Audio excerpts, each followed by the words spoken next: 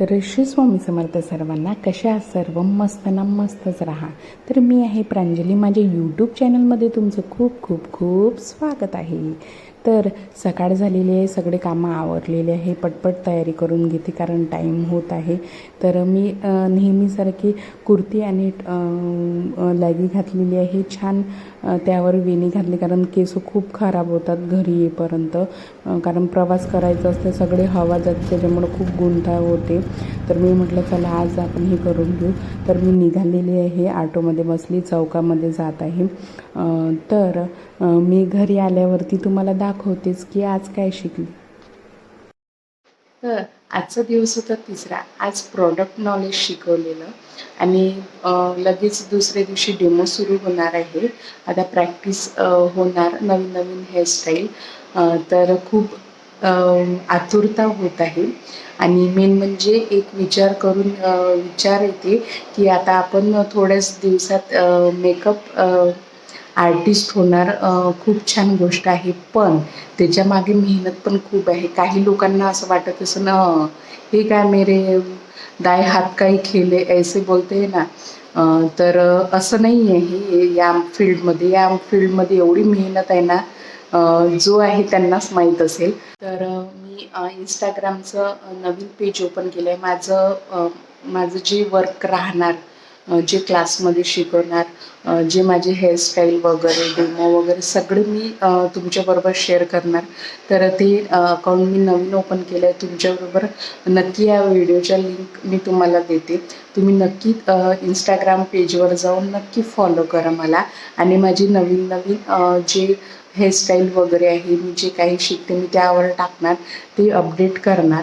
तर तुम्ही नक्की जा आणि तिथे बघा. कसं वाटते तुम्हाला मला नक्की सांगा. तर तर फायनली तिसरा पण दिवस येऊन गेलेला आहे. तर असं वाटते मी तुम्हाला आधीच सांगितलं की क्लासमध्ये एंट्री करता करताच मोबाईल सगळ्यांची घेऊन ते व्यवस्थित एका ठिकाणी ठेवतात, म्हणजे आम्हाला मोबाईल अलाउड नाही आहे. तर 7 तास कशी निघून जाते मलाही माहीत नाही पडत. तर खूप छान वाटते. नवीन नवीन गोष्टी शिकायला मिळत आहे, नवीन नवीन ऐकायला मिळत आहे, नवीन गोष्टी करायला मिळत आहे. आणि त्याचबरोबर बोर पण नाही वाटत. असं वाटत ना कोणाला, पण मला कसं वाटते की मी माझ्या आवडीचं शिकत आहे ना, मला ज्यामध्ये इंटरेस्ट आहे तर ते शिकत आहे आणि त्याच्यामुळं मला बोर नसन वाटत. असं काही असू शकते. तर मला नवीन असं उत्सुकता येते की उद्या काय होईल, आपल्याला येईल ना, आपण करू शकतो. असंच मी हे करत असते आणि पुढं जात असते. बस प्रॅक्टिस करायची आहे छान, असंच मी डोक्यात घेते. येऊ की नाही येऊ, पहिल्यांदा कोणतीच गोष्ट येत नसते, करून करून नक्की येईल.